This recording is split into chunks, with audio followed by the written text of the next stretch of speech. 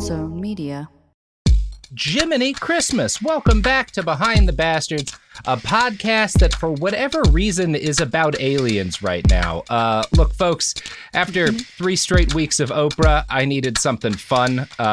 So we did a couple of book episodes on aliens, and then I fell down a rabbit hole. And so this week we're bringing back one of our favorite guests, the great Brandy Posey. Brandy, welcome to the show. Do you believe in aliens? Well, that's a good question because like, what is an alien, I guess, is how do you want to define it? And also, do you believe in multiple dimensions? Because these are... you know what? That's exactly the answer I hoped for. Kind of not so much the dimension stuff. We're going to be talking about a real act of bastardry that's kind of at the very beginning. Okay. Not the beginning, kind of the middle point, but it's foundational to the UFO culture that gave us the X-Files.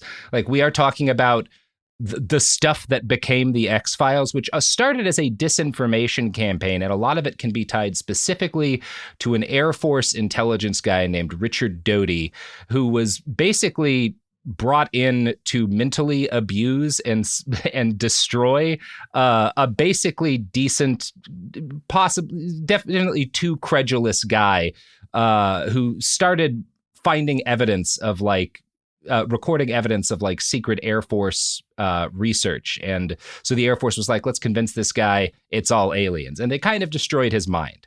So that's the story we're telling. Great. But it's a... Excellent. Yeah, it's a fascinating tale, both because it explains a lot of how we get to QAnon, how we do get stuff like the X-Files, a lot of kind of the core myths of UFO conspiracy culture, all that stuff.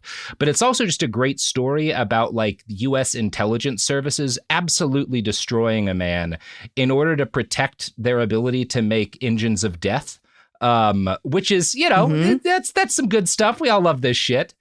Yeah. The more examples, the better. And there are many, but I don't know any with aliens yet. So very exciting. Yeah, this will be a lot with aliens. And I think where I come down on this, I've never seen anything that's made me convinced that there's life outside of this planet. But I'm open-minded to it. Like Fox Mulder, I'd like to believe. I'm just open-minded in the sense that I'm a skeptic. I don't think I get kind of pissed when people look at folks who are kind of genuinely trying to interrogate the information out there and are like, well, that's just crazy to think about. Because it's not, and it's not crazy to think that the government would lie about stuff like that. But that said, everything I've ever seen, including the stuff that came out 2020, 2021, that little pill-shaped craft, that's kind of the most recent big UFO disclosure. And if you watch that audio, because it's all from I think F-18 pilots, you can hear the pilots are genuinely what the fuck is this thing? I have no idea what it is, right?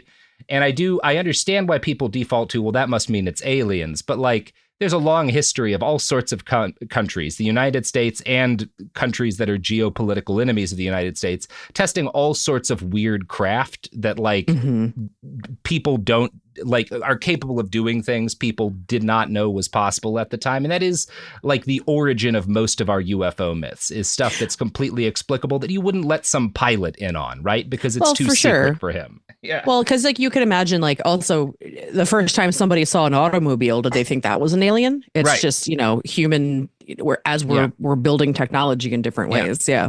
Or as we'll talk about, because this is a lot of the story we're talking about today, the first time people saw drones. Right. Especially at night, you've got this thing that's got a bunch of lights on it that moves in a way that planes certainly don't move like drones. Right. Yep. You see that shit in 1980 in the dead of night above an Air Force base. It's not necessarily you're not a crazy person being well, I wonder if that's something fucking not of this earth. Right. And the Air Force, the basic story we're telling today is the Air Force being oh, yeah, that's much better than them believing we're working on ways to murder people through robots. Yeah. So that's the story we're going to tell this week. And that's the end of the cold open. What? This is an iHeart podcast. Guaranteed human. Hey everyone, it's Emily Simpson and Shane Simpson from the Legally Brunette podcast. Each week, we're bringing you true crime through a legal lens. Whether you want all the facts on the disappearance of Nancy Guthrie, or you still need to wrap your head around the Diddy verdict, we're breaking it all down step by step. And we're not just lawyers, we're also husband and wife. It makes for some pretty entertaining episodes. Listen to Legally Brunette on the iHeartRadio app, Apple Podcasts, or wherever you get your podcasts. When segregation was a law, one mysterious black club owner, Charlie Fitzgerald, had his own rules. Segregation in the day, integration at night. It was like stepping on another world. Was he a businessman, a criminal, a hero? Charlie was an example of power. They had to crush him. Charlie's Place, from Atlas Obscura and Visit Myrtle Beach. Listen to Charlie's Place on the iHeartRadio app, Apple Podcasts, or wherever you get your podcasts. Almost 30 years together, 4 kids, and some of reality TV's most unforgettable moments. We're taking you behind the scenes in our podcast, Between Us, with me, Heather Dubrow. And me, Terry Dubrow. The unfiltered, behind-closed-doors conversations you wish you could eavesdrop on. And plenty of, did they just say that moments? But I mean, what's the latest rumor? I'm gay, right? First of all, if I were gay, I would be gay. Open your free iHeartRadio app, search Between Us, and listen now. This season on Dear Chelsea with me, Chelsea Handler, we've got some incredible guests like Kumail Nanjiani. Let's start with your cat. How is she? She is not with us anymore. Okay, great way to start. Maybe you will cry. Ross Matthews. You know what kids always say to me?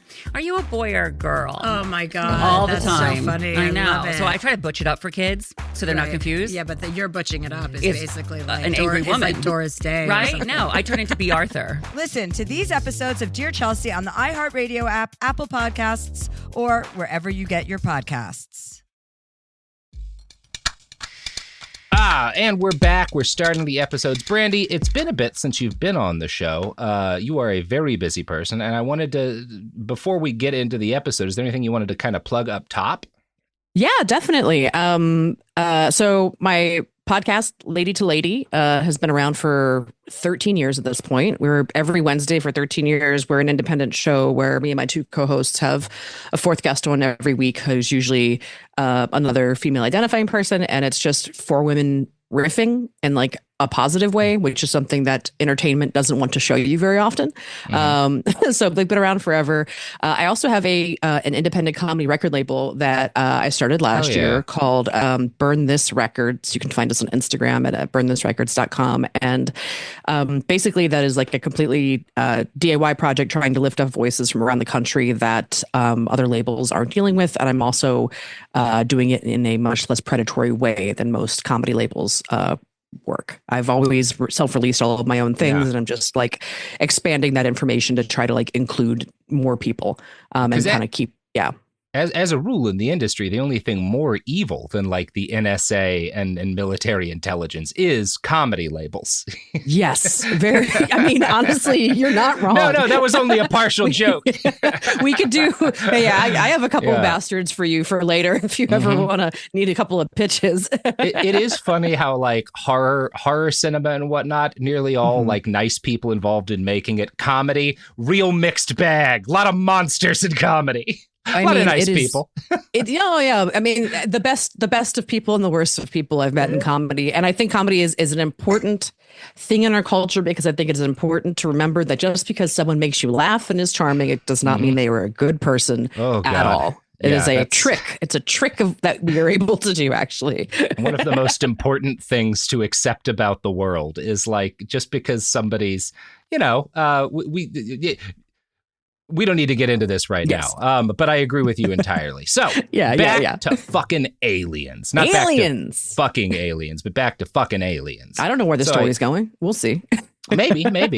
I mean, it actually nearly always doesn't like lead. If you follow like any UFO conspiracy thread, it does eventually like lead to people are breeding with the aliens. I mean, that was a big part of the first 5 seasons of the X-Files, right? Mm-hmm. But yeah, I started this episode by talking about that Air Force footage. Honestly, I forget if they were Air Force or Navy pilots, but it was released 2020, 2021. that like pill-shaped weird thing in the sky that those pilots are like, what the fuck is this shit? As I wrote this, near the end of January 2025, the most recent kind of big UFO news was that a few days before we recorded this episode, Republican Representative Tim Burchett claimed that he spoke to an admiral who he did not name, who told him that he had seen that there was evidence that the Navy had evidence of an unidentified naval vehicle, quote, moving at hundreds of miles an hour underwater that was as large as a football field, which sounds like he's trying to prepare us for the idea that Sequest is real. And I hope that means that Roy Scheider has secretly been alive this whole time. Because maybe we'll get a and Jonathan Brandis. Let's get him back. And Jonathan Brandis. Yes. Get them all back. Bring them all back. I'm so glad you got my Sequest joke, Brandy. No one ever does. Prior to this, in November of 2024, the Pentagon had published a report revealing hundreds of previously undocumented UFO sightings. Now, again, UFO, and they use unidentified aerial phenomena, I think is the actual official term they use. But like, this does not mean there are hundreds of cases of, the Pentagon said, yeah, we've seen hundreds of alien sightings. It means we've seen hundreds of things in the sky at various points that like we don't actually know fully what they are, right? Because a lot of people be flying a lot of weird shit in the sky, right? We just had a mild public hysteria when unidentified drones were spotted flying over cities in the Northeast. People panicked. There was like reports that, it's Iran has a drone carrier parked off the coast. And like, guys, if you've been like looking at how fucking Iranian power projection has been working in the areas right next to them, they're not flying drones over DC from a fucking hidden carrier. No. Panic was stoked by initial claims by government officials that there was no record. The FBI, someone came out and was like, we don't have any record of scheduled drone flights. And people I know freaked out because they're like, well, the FBI says they don't know what it is. And again, I need you, as I always ask, think back to 9/11, right? Yeah. Where all of these different federal agencies had pieces of that and none of them talked to each other. The fact that the FBI didn't know about this shit is not weird. Government agencies are dog shit at talking to each other. And in fact, it took several weeks, but in late January, after the transition, the White House made a statement that the drone flights had in fact been approved. This was just everyone kind of fucking up. And the confusion was likely stoked by a confluence of factors. Drone development is advancing rapidly. Different federal agencies are bad at talking to each other. Some of the drones being tested were likely so classified that individuals involved preferred a public panic over UFOs or Iranian drone carriers to actual info about their projects being revealed. And all of these reasons are essentially the same reasons that led to the birth of UFO conspiracy theories in the first place, starting with the supposed crash landing at Roswell, New Mexico in 1947. The OG. Yeah, the OG. And I think there's this attitude that like we have Roswell, there's this crash in 47. The government initially says, and this is what's really unique about Roswell, the first government reports are some sort of fucking saucer crashed, right? Yeah, it's the only time that's really happened. And then they came out and said, no, it's a weather balloon. But there's this attitude that like, and from that moment, Roswell was like the center of UFO culture. It really wasn't. It actually kind of fell off for like more than a decade before people started like kind of recentering Roswell in American UFO mythos. And part of why, so first, when we're talking about like what actually happened at Roswell, probably the best non-alien theory is that earlier in 1940, and I think this is pretty credible, earlier in 1947, the U.S. government had launched something called Project Mogul. And the idea was to set up a series of balloon listening stations to receive and record evidence of Soviet nuclear trials. Researchers from the U.S. Army Air Force's Secret R&D Division tested a cluster of 14 of these balloons, one of which went down near Roswell in July. Just a few weeks earlier, in June, a Republican politician and pilot named Kenneth Arnold had sparked the first great UFO panic in U.S. history by reporting to have seen 9 silver discs flying near Mount Rainier, Washington. When the rancher who owned the land in Roswell that one of these balloons crashed onto, a guy named Mac Brazel, went to the nearby airfield and went to the Army Air Corps and was like, hey, I found like some weird shit on my property. They sent out investigators. Now, due to the secrecy behind Project Mogul, the investigators they sent didn't know about that project. So some of these guys, and in fact, the guy who's kind of first on scene will claim years later and will be consistent for the rest of his life after that point and believing in saying like, I saw a craft I can't explain. I believe it was an alien craft, right? Or the remains of an alien craft. Now, again, there was technology in these air balloons that was not widely available or that people were not widely knowledgeable about. And the guys who responded to this crash didn't fucking know about the program because it was heavily classified. So, you know, you can come out of this either saying like, well, I think that they did find some aliens, or I think probably if we're doing the Occam's razor thing, it's not super weird to assume like, yeah, the government, every part of our incredibly paranoid defense industry was lying to every other part and hiding all sorts of shit. And these guys just didn't know what the fuck they saw. Well, and I think often like we want aliens to be true instead of that. Like it feels, it's much more comforting. I mean, yeah, I think people are, even with everything, all the little videos and everything that have been coming out in the last few years, I think people keep being like, yeah, sure. Okay, great. Would love it. Can they take over? Yeah. Sure. An alien is here. That means somebody is actually maybe in charge that isn't us. That would be great. Yeah. I definitely had that period where I was more in the like dark hunter in the forest sort of thing. Like, oh, maybe we don't want aliens, you know, no. At this point, if there's aliens, they can't be worse than us. They literally can't. Like we're so bad at running our country and our planet. Like just bring them on, let them in. Yeah, exactly. Please. Would love it. Do they want to eat us? Fine. We're already all being eaten. We're already being consumed by the guys who own fucking banks and social media companies. We might as well be eaten by aliens who have cool shit. Yeah. Maybe plastic has been an alien the entire time. Fuck it. Why not? Take it over everyone's brain. Oh God. I would feel such a sense of peace if the mushroom men at the center of Mount Shasta were proved to be real. Truly. But alas. So initial local reporting on the Roswell crash was pretty good. It described accurately what was found on Mac's farm. To further allay suspicions, the Army allowed several journalists to tour the nearby base at Alamogordo, where they were fed a series of lies about the weather balloon. Namely, they were told it was for meteorological purposes, not for spying on Russian nuclear tests, because we really didn't want people to know how well the Russians were doing at some of that stuff, right? But otherwise, they were generally accurately informed about the crash. And that was it for a while. Interest in UFOs flatlined not long after Roswell, thanks to Kenneth Arnold. Now, the whole Pacific Northwest had caught UFO fever after he made public statements about seeing that group of UFOs around Rainier. And on July 1st, people in and around Twin Falls, Idaho started seeing glowing discs or balls in the sky. So many people saw them in such quick succession that something real had to be going on. This is one of those things where it's like, wow, a shitload of people are seeing something. Like, this is not just a hysteria. And it was not just a hysteria. One of the discs was recovered and was found to be a 30-inch metal disc with a plexiglass bubble and some scratch-assembled electronic parts, vacuum tubes and shit. The whole thing turned out to have been a prank by some kids with a basic understanding of engineering. They built a fake UFO to fuck with people. Respect. Right? Respect. It's cool. That's pretty cool. Yeah. I'm always supportive of doing that. Why not? Fuck with people at this point. Yeah, absolutely. That's actually what got us here. So maybe that's not a good idea. Don't listen to me, folks. Don't listen to me. But maybe do if it's funny.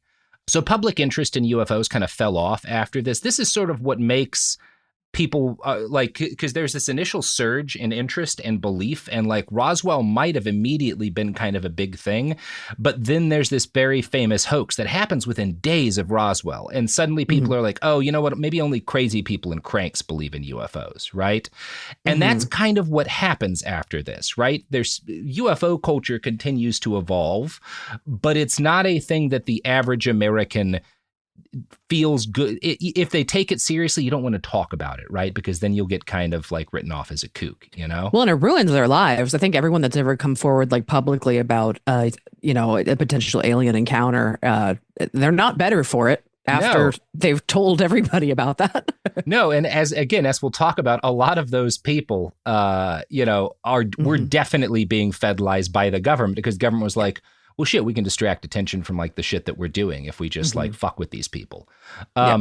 So in 1950, a guy named Frank Scully publishes a book titled Behind the Flying Saucers, based on an article he'd written for Variety. The core of this book and the core of that article was based on a speech by an oil millionaire and alien obsessive named Silas Newton, or at least that's how Silas Newton wanted people to see him, as like a guy who'd gotten rich in oil and was also into aliens. Silas Newton was a con man.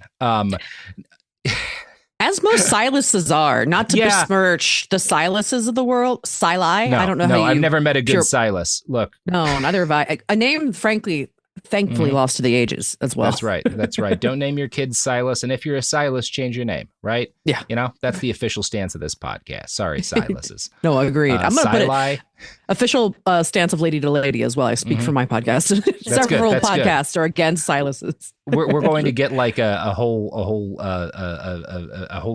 group together here. That we're going to be like the NATO of trying to stop people from being named Silas. Yeah, absolutely. So author Adam Gorightly describes what Newton is saying about aliens in this lecture this way. Newton claimed that a flying saucer piloted by otherworldly midgets had crashed in Aztec, New Mexico in 1948. The source of Newton's saucer revelations was a mysterious Dr. G, who had purportedly examined the remains of these interplanetary travelers and viewed pieces of the saucer debris. So, you know, not the most woke way to describe any of this, but it's the 50s. What do you expect? That's interesting, too, because like there's those Peruvian, quote unquote, alien mummies that came out a year or two ago. That and people have talked about those for a minute, too. Yeah. And that's I don't know. We seem to be generally believe that aliens are short rather than tall. Unless you're a tall white, which is its own breed. You got the Nordics, of course. Yes. Yeah.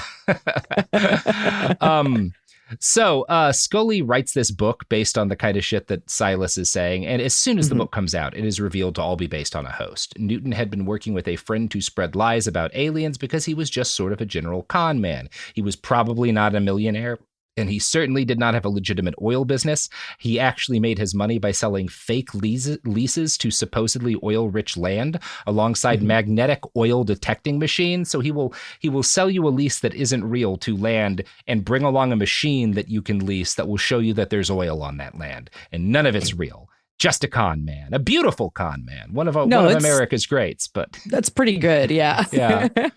So he's a scoundrel with an eye for any con that might bring profit. And he was caught quickly, but his work caught the eye of a group of the greatest scoundrels and con men in U.S. history, the Central Intelligence Agency, or some government agency. We actually don't know that it was the CIA. I don't know that any of this is true. As we're going to get to, all of the sources on stuff, like there's definitely a lot that is verifiable here, but every source who comes forward from inside the government, all of the former intel officers who talk about this stuff, they're all also they're all also extremely fucking shady, and they lie about a ton of shit.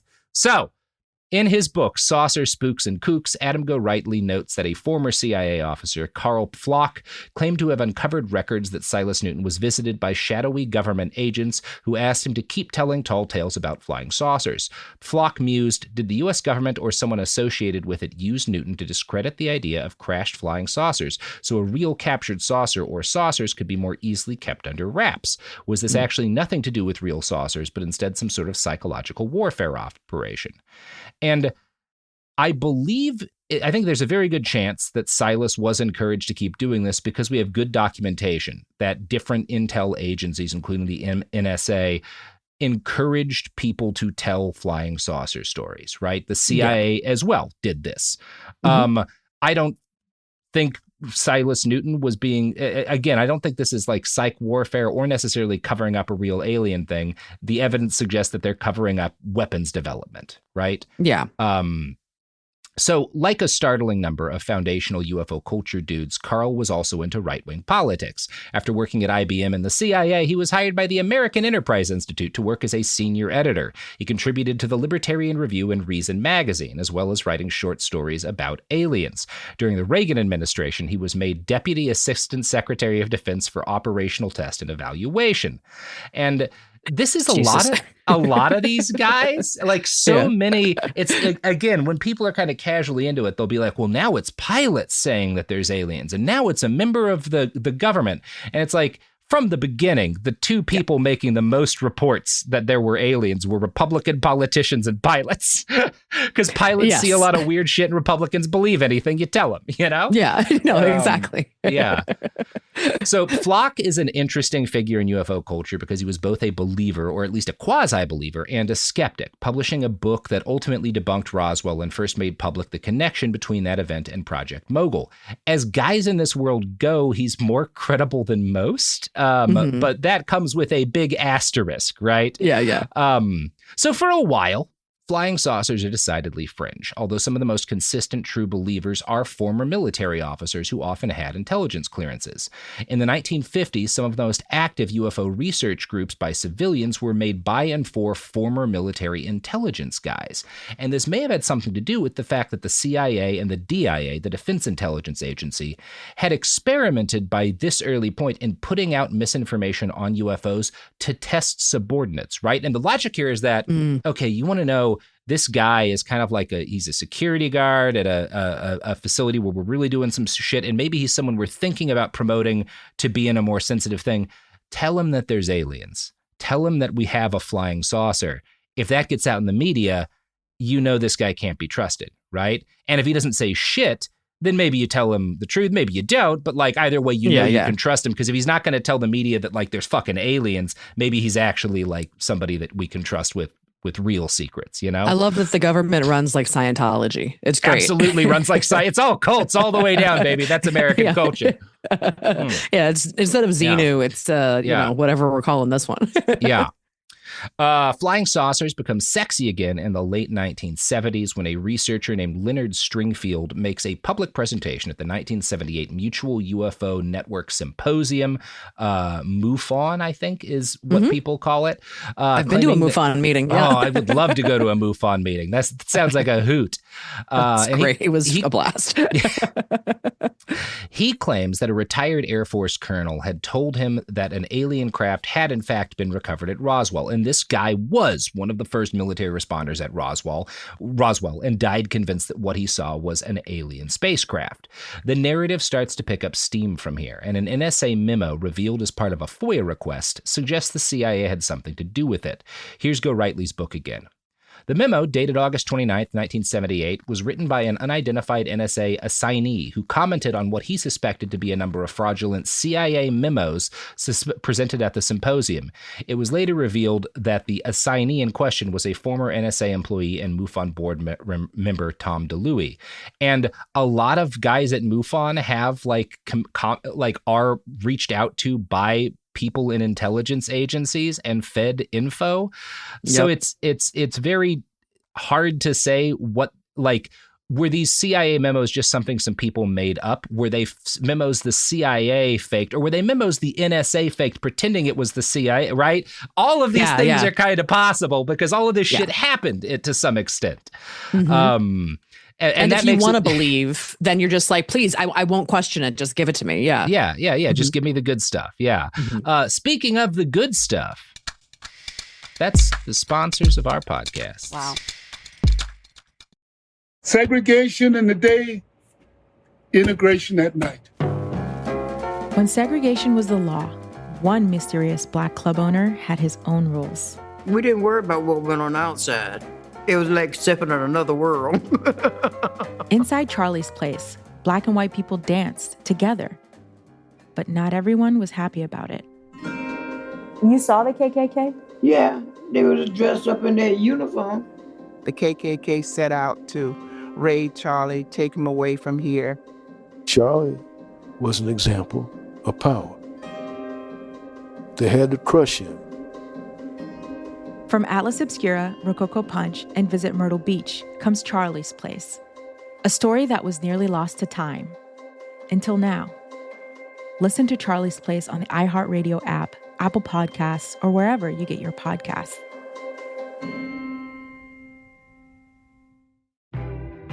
Hello, it's me, Anna Sinfield from The Girlfriends, the #1 hit true crime show that puts women right in the center of their own stories.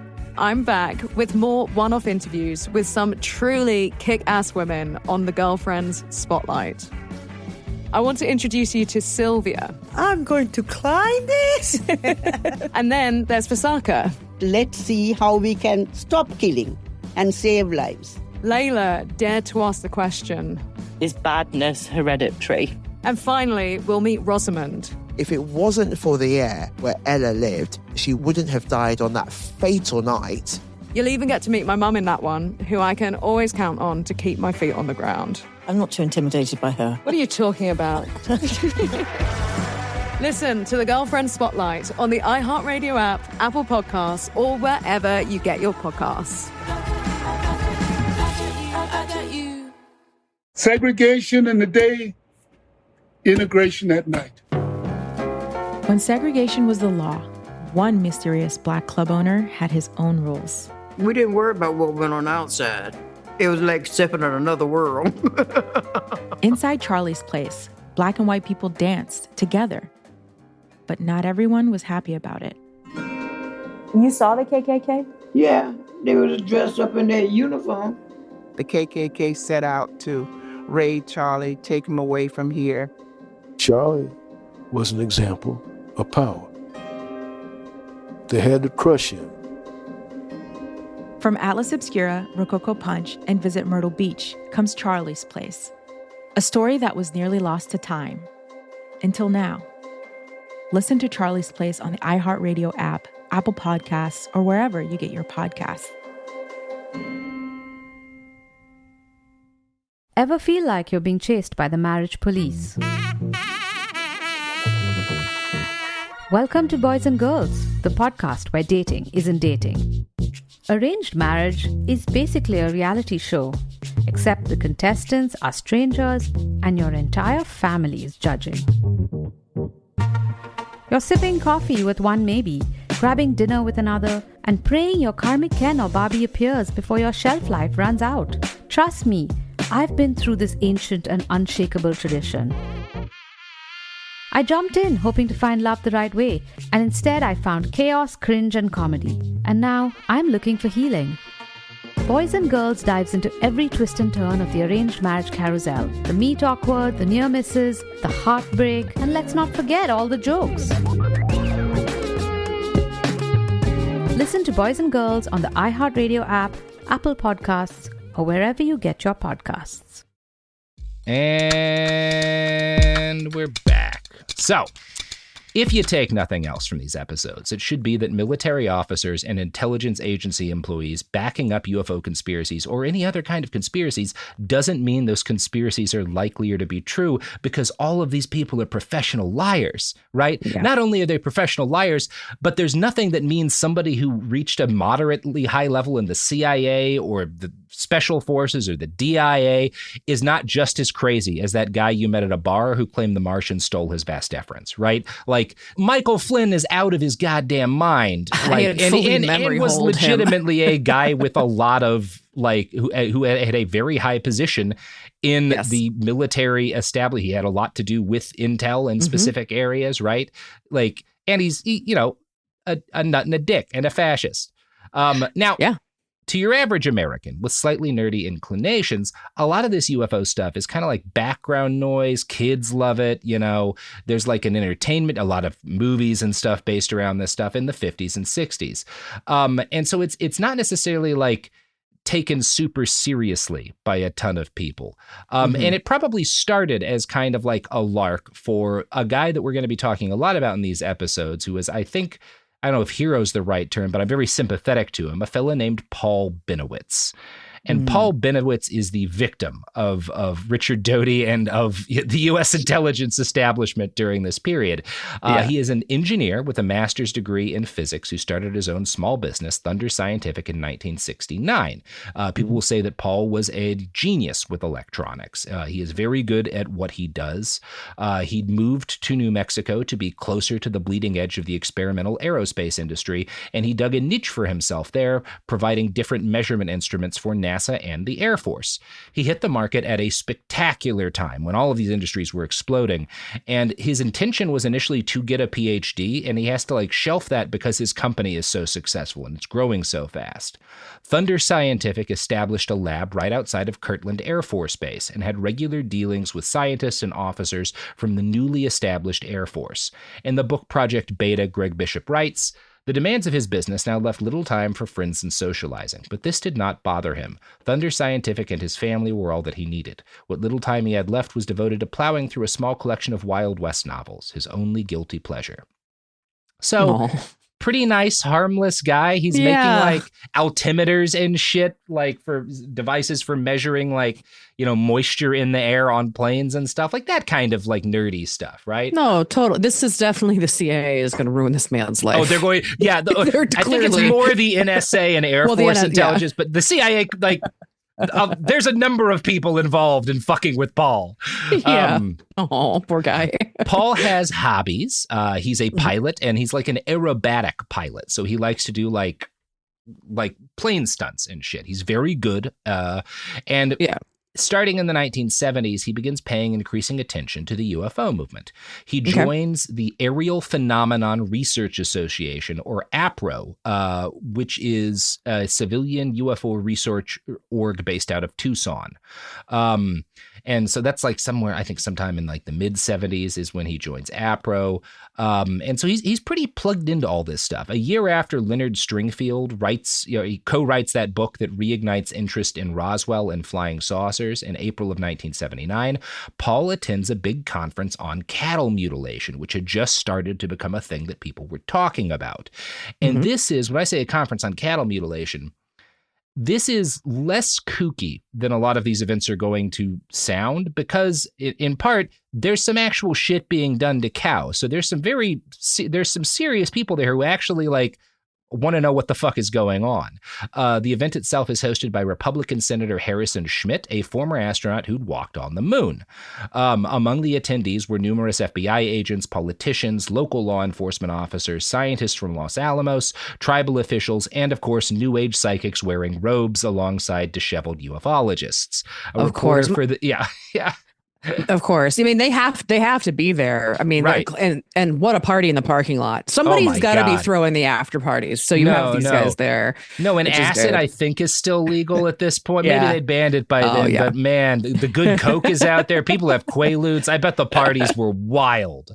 Absolutely. Comic-Con, eat your heart out. I want to know what the swag is for the free swag for the cattle mutilation convention. What are they? What's in the go away bag? Yeah, just lymph nodes.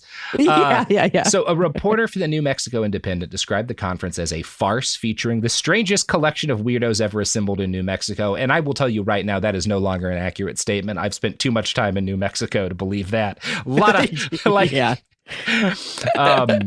Mecca for nuts. That bar is an alien. One of my favorite states. Yeah, I love it. So said weirdos were united by their interest in a real phenomenon. This is not fake. The fact that cattle are being found dead and surgically mutilated is not fake. This is a thing that is happening, right? There's a lot of theories as to why.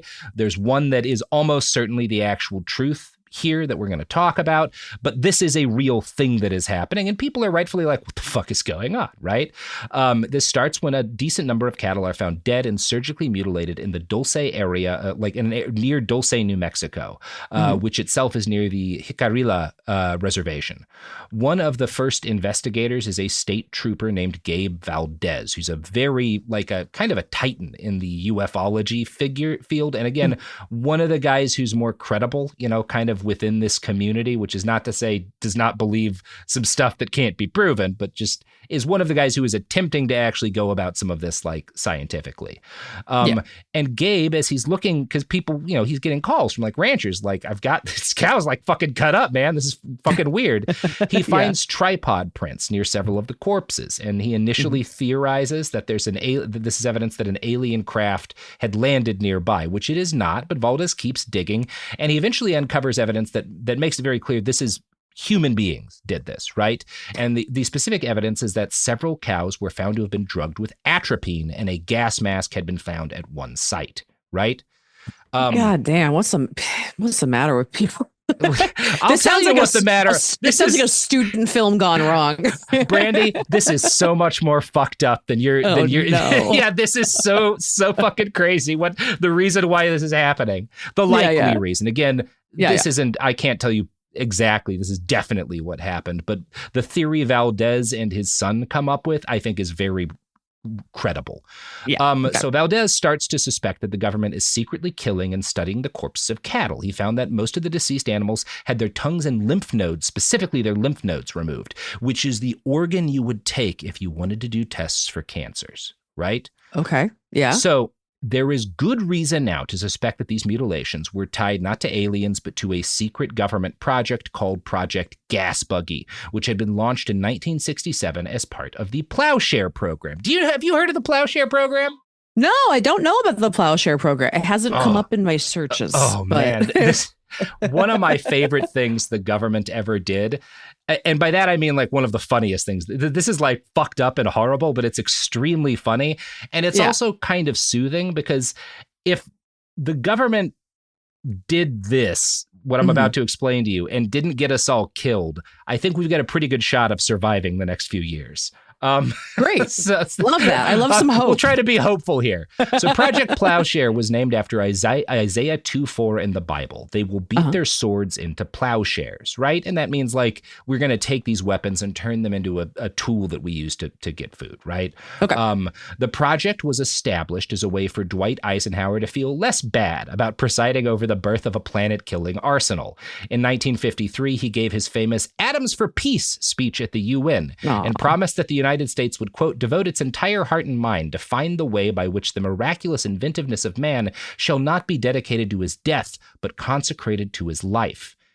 And sort of the less kind of shiny, beautiful thing going on here is that like we're making so many goddamn nukes. Like by this point, by like the 60s, 70s, we have the 60s especially, like we've got enough nukes to kill everything, right? And the Russians have the same number basically, and other people are starting to get them. And like some of the folks doing this feel kind of bad and are like, I kind of want my life to be a little bit more than just building a death machine for the entire species. Maybe there's a way to use all of these nightmare weapons to do good shit, right? Yeah. What wishful thinking. That's adorable. Yeah. I'm not responsible for this world becoming a barren wasteland someday. Absolutely not. No. So the idea here is let's figure out if there's a way to use nuclear explosions to speed and assist government civil works projects, right? Different construction projects. And specifically, one of the big initial things. So in 1956, there's this thing called the Suez Crisis, right?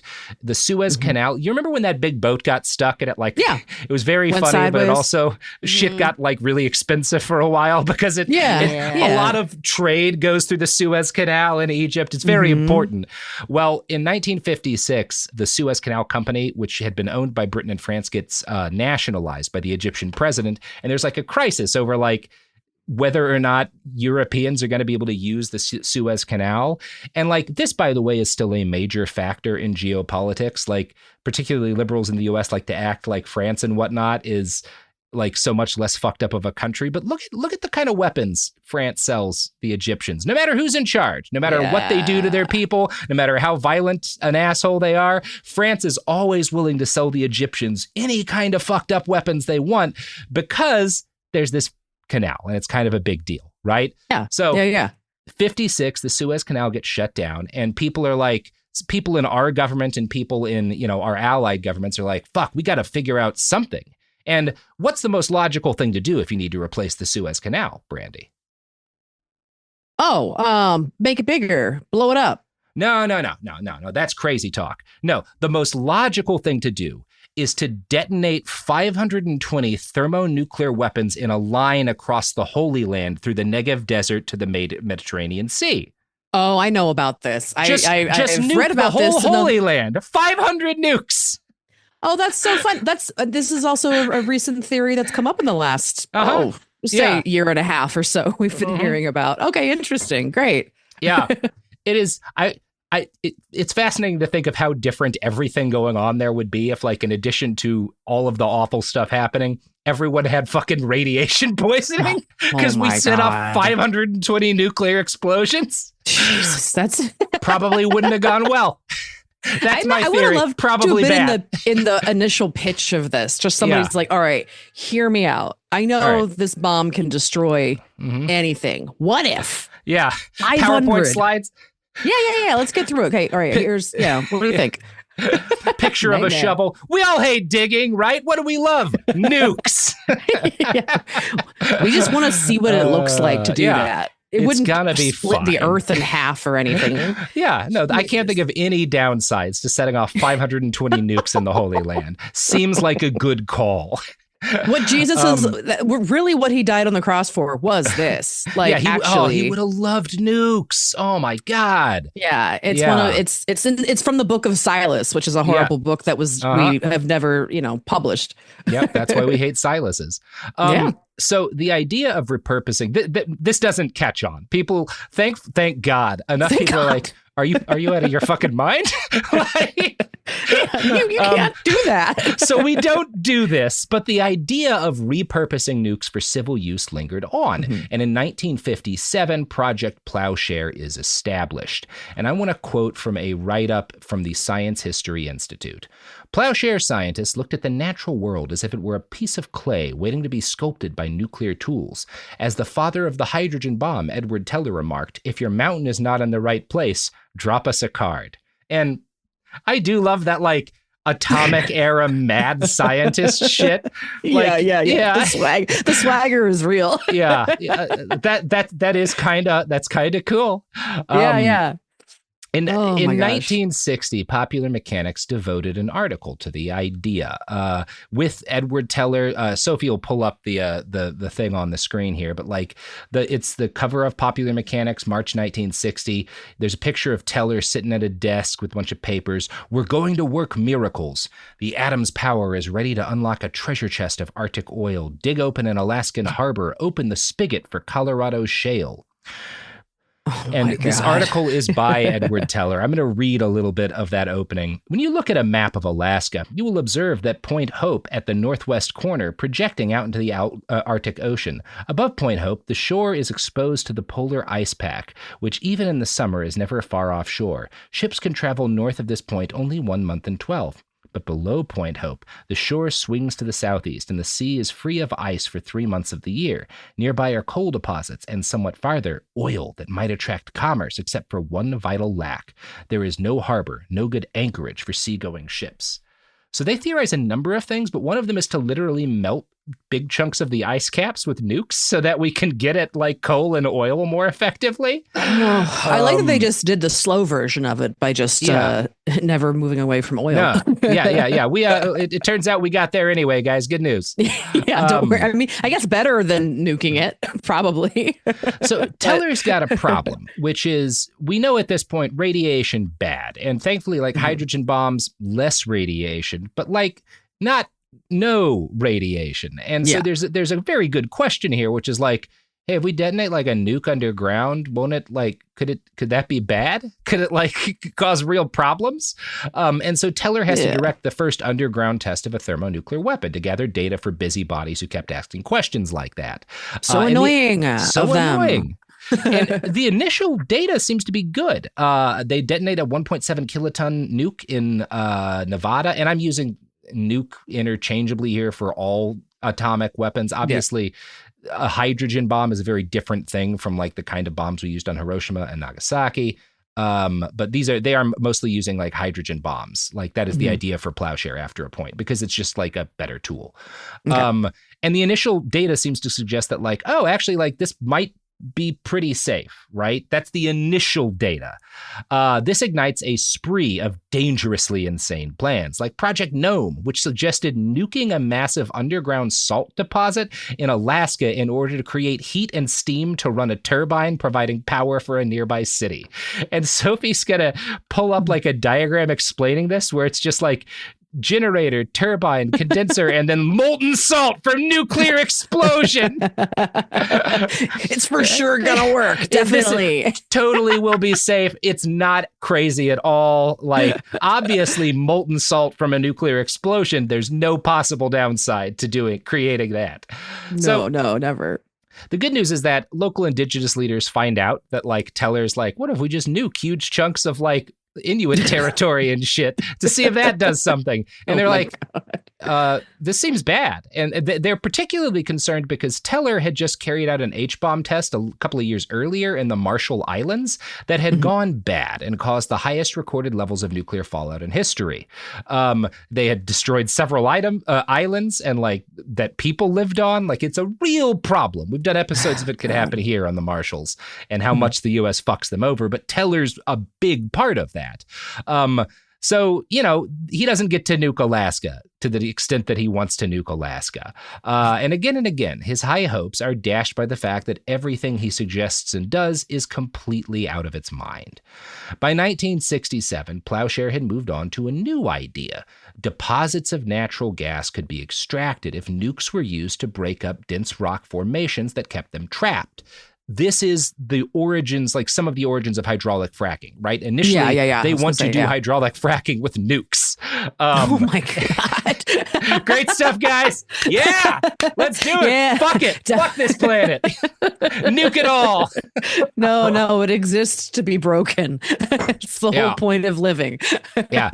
These guys, it's amazing. Because like you can get over the counter, like just incredibly potent barbiturates at this point, and everybody's drunk and on barbiturates the whole time this is going on. And when you understand that, it really does explain a lot of the decisions being made. No, these are not sober decisions at all. These are not. These people are eating what is effectively Xanax-like candy bars. Project Gas Buggy follows, right? That's the idea. We're going to frack with nukes. And they set off a bomb equivalent to 29 kilotons of TNT in northwest New Mexico near Dulce. From that article by the Science History Institute. The detonation on December 10th, 1967, blasted open an underground chamber 335 feet high and almost 165 feet in diameter and successfully fractured the rock, spurring a vast increase in gas production rates at the site.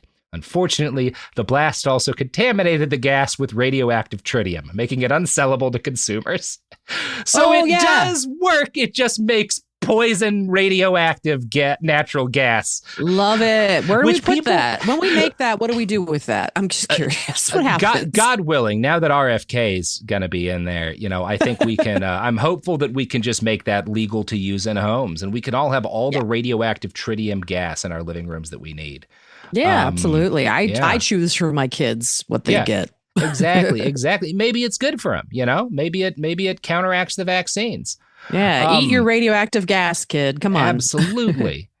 Plowshare scientists wouldn't see real success on the fracking front until 1969, when a nuke set off under the Colorado River released $1.5 million in natural gas that was usable for the mere cost of $11 million.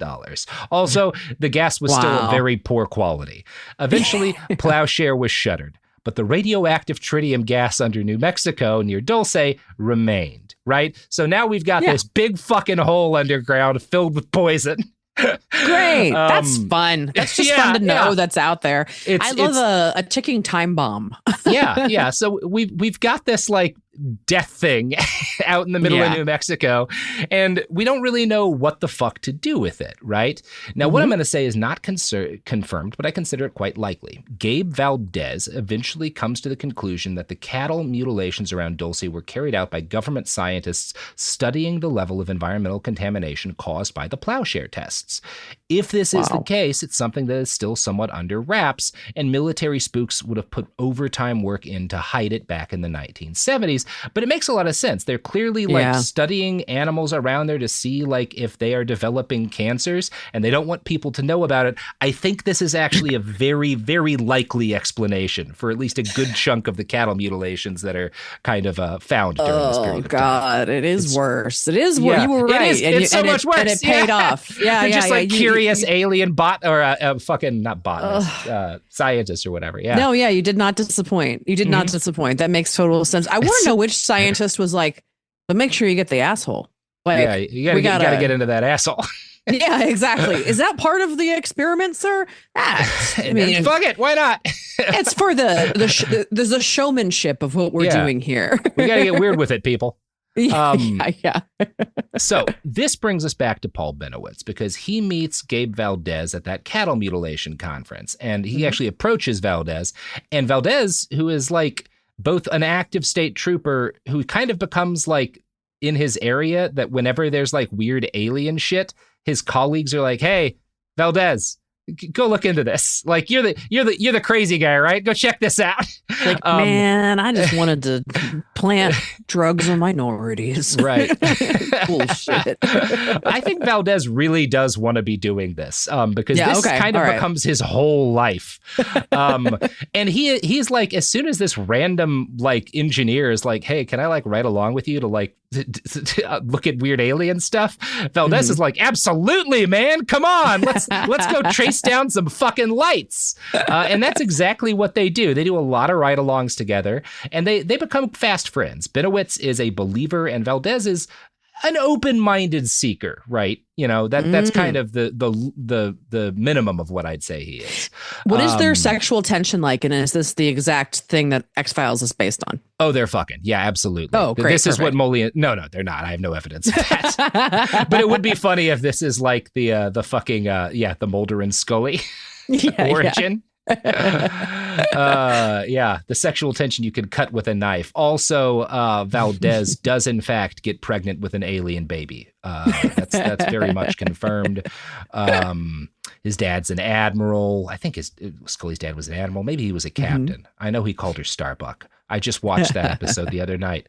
Amazing. So speaking of Dana Scully, boy, she looked good in a suit. Anyway, here's some ads. Segregation in the day, integration at night.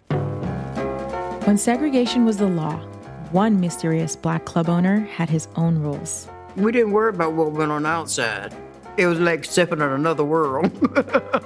Inside Charlie's place, black and white people danced together. But not everyone was happy about it. You saw the KKK? Yeah, they were just dressed up in their uniform. The KKK set out to raid Charlie, take him away from here. Charlie was an example of power. They had to crush him. From Atlas Obscura, Rococo Punch, and Visit Myrtle Beach comes Charlie's Place, a story that was nearly lost to time. Until now. Listen to Charlie's Place on the iHeartRadio app, Apple Podcasts, or wherever you get your podcasts.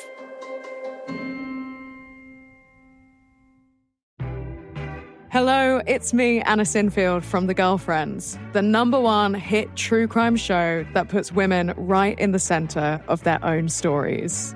I'm back with more one-off interviews with some truly kick-ass women on The Girlfriends Spotlight. I want to introduce you to Sylvia. I'm going to climb this. And then there's Visaka.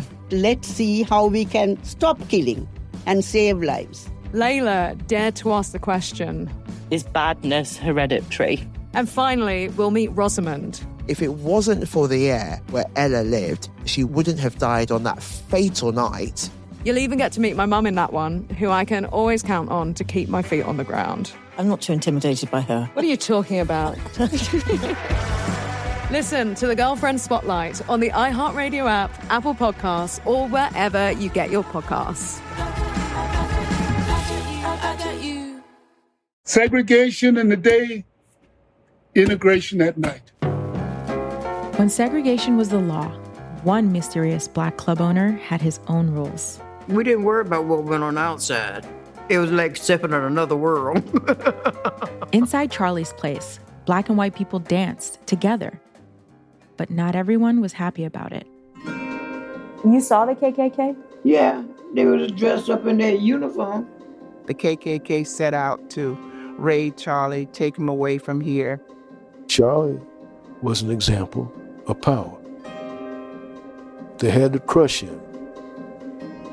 From Atlas Obscura, Rococo Punch, and Visit Myrtle Beach comes Charlie's Place, a story that was nearly lost to time. Until now. Listen to Charlie's Place on the iHeartRadio app, Apple Podcasts, or wherever you get your podcasts. Ever feel like you're being chased by the marriage police? Welcome to Boys and Girls, the podcast where dating isn't dating. Arranged marriage is basically a reality show, except the contestants are strangers and your entire family is judging. You're sipping coffee with one maybe, grabbing dinner with another, and praying your karmic Ken or Barbie appears before your shelf life runs out. Trust me, I've been through this ancient and unshakable tradition. I jumped in hoping to find love the right way, and instead I found chaos, cringe, and comedy. And now I'm looking for healing. Boys and Girls dives into every twist and turn of the arranged marriage carousel. The meet awkward, the near misses, the heartbreak, and let's not forget all the jokes. Listen to Boys and Girls on the iHeartRadio app, Apple Podcasts, or wherever you get your podcasts. We're back. Everyone in that show looked good in this. Fucking Skinner, oh my God, like he was poured into that uniform. Or looked amazing. That suit. Yeah, no one talks about the fashion on the X-Files. Oh, yeah. Those real pencil ties, fucking Mulder. Mm-hmm. Oh my God. Beautiful stuff. So, in the winter of 1979, Bennewitz and his wife experienced, well, not a close encounter, but like an intermediate distance encounter at his Albuquerque home. So his house is like right up to the edge of the Kirtland base, right? So he can see like the base itself, and there's this mountain that they had like hollowed out and filled with nukes. Like he's looking at all of that from his fucking porch, right? And he and his wife start to notice at night blinking lights that are floating and moving independently in the air over the base. And he is as a pilot, he's like, this does not look like any kind of aircraft I've ever seen. And in fact, it is not. Now, again, not aliens. This is like drone projects, and what becomes the stealth bomber is like, this is all the kind of shit they're testing out at Kirtland. He is seeing things, and he is seeing things that he does not have any kind of good explanation for, right? Mm-hmm. Because some of the things he's seeing are experimental craft that are capable of things that the broader populace did not know we could do with aerial craft at this point in time. Now, because he's rich and because he is a professional engineer, he has a lot of equipment. He's got telephoto lenses, he's got a Super 8 camera, and he's got a lot of like different advanced antenna that are capable of taking data on the stuff that he's seeing, particularly the signals that these different craft are putting out, right? Because they're all putting out radio signals. They've got transponders and shit, right? You want that on there, especially with an experimental craft. You never know if one of those is going to like wind up crashing into the ground. You want to be able to like grab it and shit. So he starts training this whole, not just his cameras, but all of these different all these different electronic tools he has on the base while this is happening. And he's getting real data on something that is actually happening, right? Now, the thing is, and there's an interesting documentary about this called Mirage Men, and it'll point out that Bennewitz is a World War II era veteran. He is a genuinely patriotic, helpful guy, and a lot of kind of early UFO dudes are like this. So his instinct is not, the government is hiding something fucked up from me. His instinct is, I wonder if the government knows something clearly alien or otherworldly is happening above this base, above this very secure institution. I need to tell them what I found, right? He is deeply patriotic, and this country is going to fuck him so hard, like it does everyone who's deeply patriotic. Oh, no, babe. They're the bad guy. Don't do that. Paul. God. It's like Paul. watching somebody walk upstairs in a horror movie. Well, and Dodie, who's like going to be fucking with him for years over this, is like, World War II era veterans, you just tell them, hey, we need you to like help us with this, but you can't talk. You got to keep it quiet. This is national security. Of course. I trust the government, Yes, sir. right? Like I'm a Yes. child of the New Deal. I fought for this country against the Nazis, you know? We are the heroes? Absolutely. Right. Yeah. And that's where Paul's head is, right? In addition to literally believing in a lot of, kooky alien. The government doesn't start that in him, right? He is down that road to an extent. Yeah.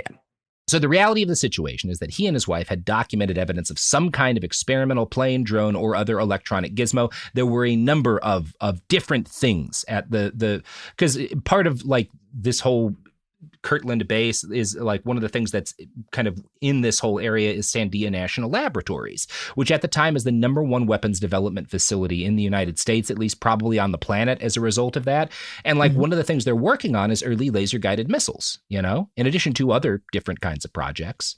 One possibility for some of what Paul saw is there's this massive, it's actually the largest freestanding wooden structure on Earth. Like even all of the bolts are wood. It's this massive tower that they were setting off like EMP blasts in order to test the resilience of planes to nuclear explosions. So because of that, you couldn't have any metal in the actual like thing itself. Yeah. I don't understand the science, but that's just what people say. And that's apparent. This was a thing that we did. And apparently it wasn't very effective because we weren't like the simulated blasts were not anywhere close to what a nuke would have done. But this is a thing that they were working on. There were lights on this thing. It looked weird and it gives off, you're getting some weird fucking signals from this if you've got like different antennas and stuff, in addition to the other shit that they're fucking around with there. Nice.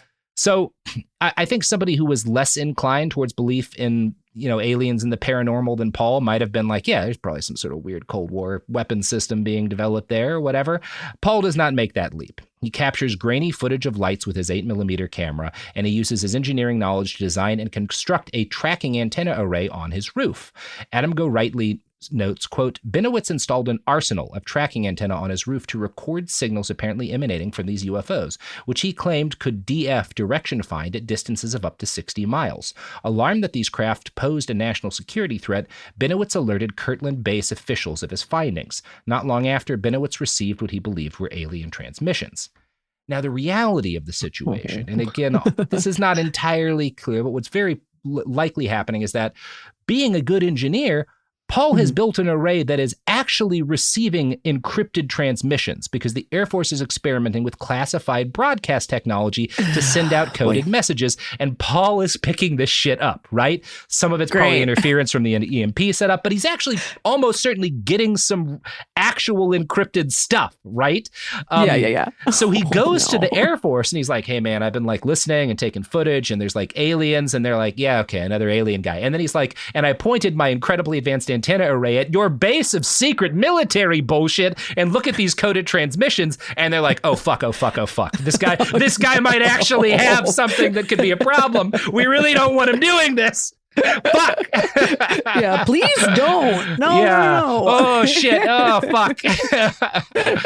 So the head of base security spends about a minute on the phone with Paul and decides he's probably a crank, but his status as the president of this legitimate lab and the fact that he's getting something, and this is potentially a risk to, this could expose some of the projects they're working on, right? And maybe Paul wouldn't even, if Paul just publishes this stuff being like, look, this is evidence of aliens and it's actual encrypted transmissions. Well, Paul is going to publish that somewhere. It wouldn't be hard at all for some sort of like Russian agent to get that. And then maybe the Soviets crack this thing and like, right, there's a number of ways this could be a problem, right? Yeah, they could decide to dig a ditch with a nuke. So right. Well, in fact, they do. I didn't bring this up, but the Soviets have their own plowshare program that also causes massively poisons the planet. Everybody's doing it. In Soviet Russia, do you cut out the bears' assholes? Is that what's happening in their fields instead? You just poison the largest freshwater body or one of the largest freshwater bodies on the planet, and then we're good. Great. Everything's fine.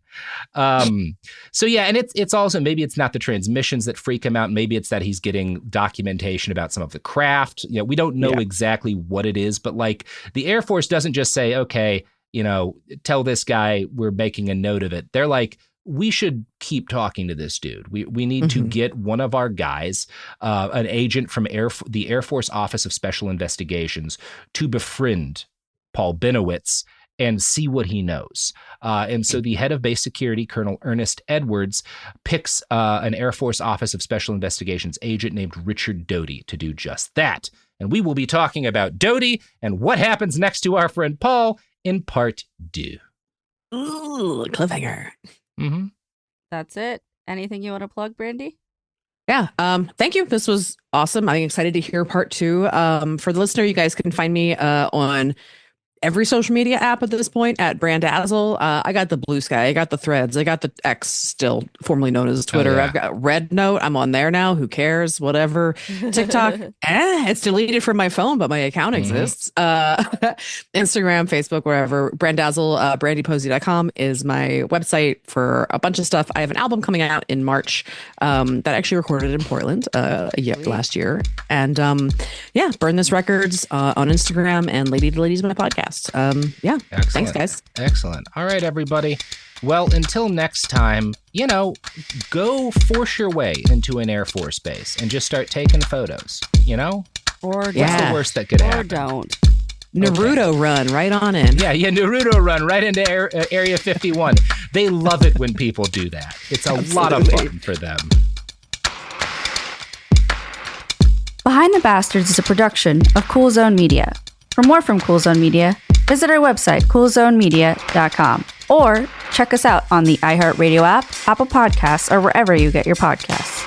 Behind the Bastards is now available on YouTube. New episodes every Wednesday and Friday.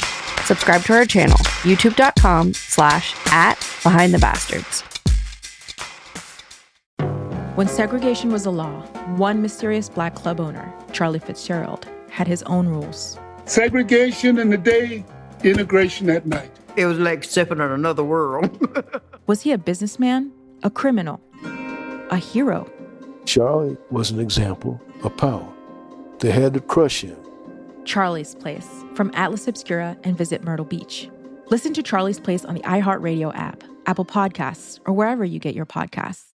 Hey everyone, it's Emily Simpson and Shane Simpson from the Legally Brunette podcast. Each week, we're bringing you true crime through a legal lens. Whether you want all the facts on the disappearance of Nancy Guthrie, or you still need to wrap your head around the Diddy verdict, we're breaking it all down step by step. And we're not just lawyers, we're also husband and wife. It makes for some pretty entertaining episodes. Listen to Legally Brunette on the iHeartRadio app, Apple Podcasts, or wherever you get your podcasts. Almost 30 years together, 4 kids, and some of reality TV's most unforgettable moments. We're taking you behind the scenes in our podcast, Between Us, with me, Heather Dubrow. And me, Terry Dubrow. The unfiltered, behind closed doors conversations you wish you could eavesdrop on. And plenty of, did they just say that moments? But what's the latest rumor? I'm gay, right? First of all, if I were gay, I would be gay. Open your free iHeartRadio app, search Between Us, and listen now. Talking to your kids about the dangers of vaping can be hard. Getting them to listen to hot gossip is easy. So here's some drama you could share with your kid. Dude, did you hear about Cassie and Jake? No, but did you hear that vaping can cause irreversible lung damage and nicotine affects brain development? Nuh-uh. You don't need to gossip if you want to have an open conversation about vaping. So if you want to get tips on when and how to talk to your kids, visit talkaboutvaping.org. Brought to you by the American Lung Association and the Ad Council. This is an iHeart podcast. Guaranteed human.